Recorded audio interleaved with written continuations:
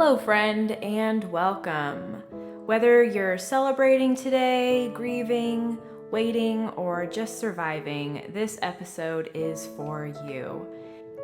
It's Mother's Day, a day full of joy for many, but for others, it brings the quiet ache of what could have been. If your arms feel empty or your heart is heavy, if you're carrying a dream that hasn't come true, this space is for you. Today I want to share the story behind my upcoming song, Wounded Dreams. It wasn't born out of triumph, but out of sorrow and surrender. A quiet, painful, but beautiful surrender. And in that surrender, I found my joy. I almost did not share this video because this is such a delicate topic. I felt like it was so important, however, that I decided to give it to you anyways. So the story behind this song is this. For years, I held on to a dream that I believed was from God. I wanted to be a mom with everything in me.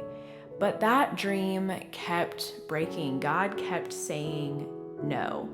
I lost 3 sons in preterm labor, 2 of them twins, and I said goodbye to 7 more through miscarriages.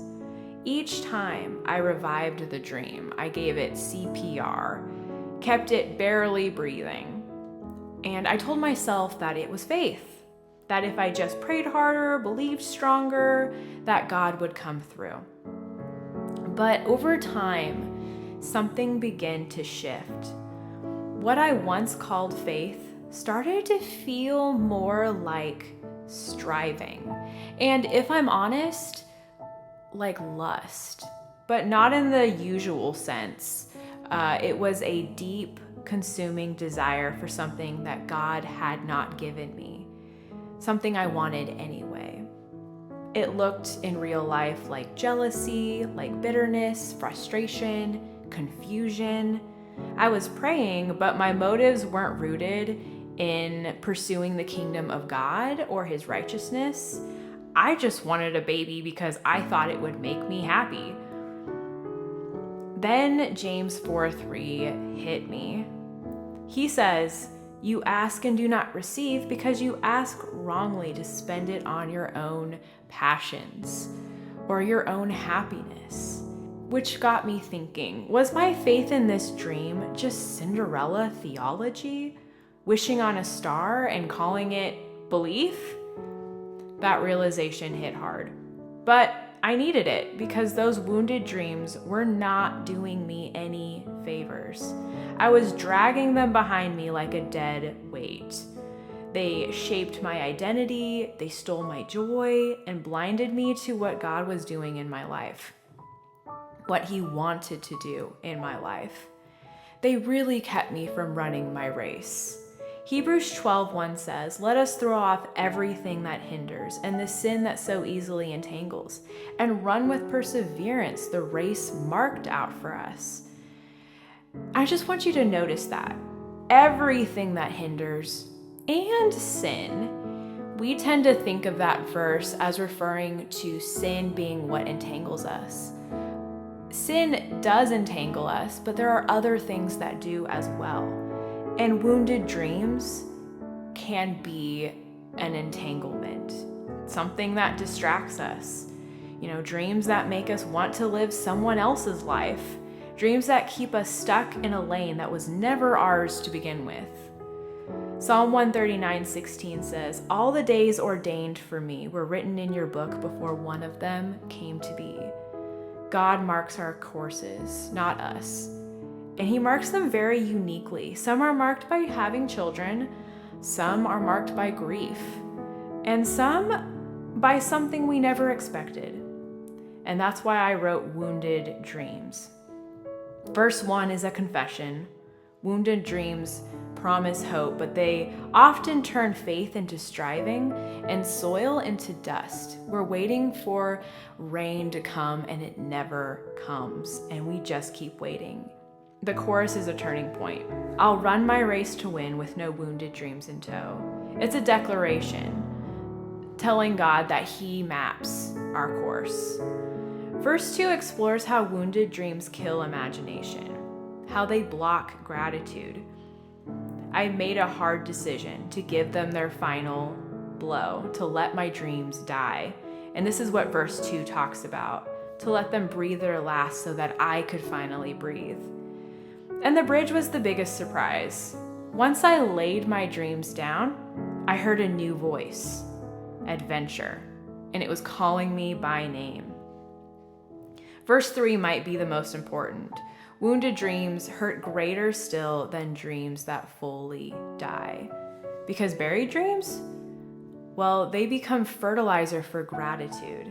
Once I let my dreams die, this amazing gratitude and joy and purpose overtook my life. And I have been pondering about what that gratitude is since December when I did this.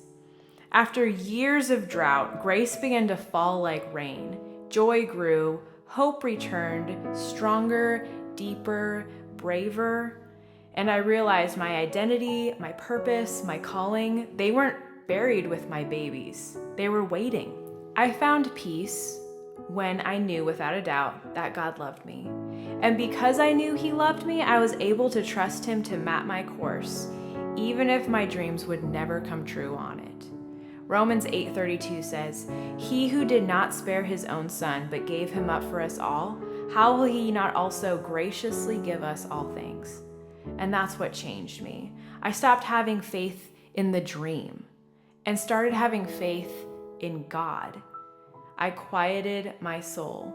And all these things that come when we seek the kingdom of God finally came, even without the baby. So today, if you're holding a dream that's hurting you, letting it die doesn't mean it will never happen. It just means it no longer defines you or steals your joy.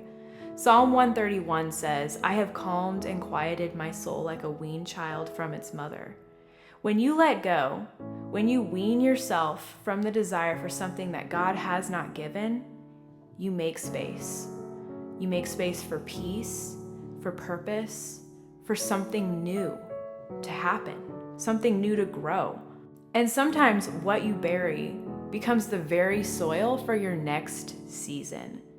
When I stopped chasing what I thought would make me whole and started seeking God's kingdom, gratitude blossomed, joy returned, my purpose was restored because I stopped chasing joy. I started chasing the kingdom of God and joy came. I stopped chasing purpose and redemption. I started chasing the kingdom of God and purpose and redemption came. I stopped chasing healing and I started chasing the kingdom of God and healing came because it's a promise of Jesus who says, "Seek the kingdom of God and His righteousness, and all these things will be added to you as well." And that's why I wrote Wounded Dreams. That's why I sing it. The lyric video for Wounded Dreams comes out the Saturday before Mother's Day. You can subscribe to my channel, Songs from the Valley, to be notified. And if this story resonated with you, please like the video, share it with a friend, or comment below. I would love to hear your story.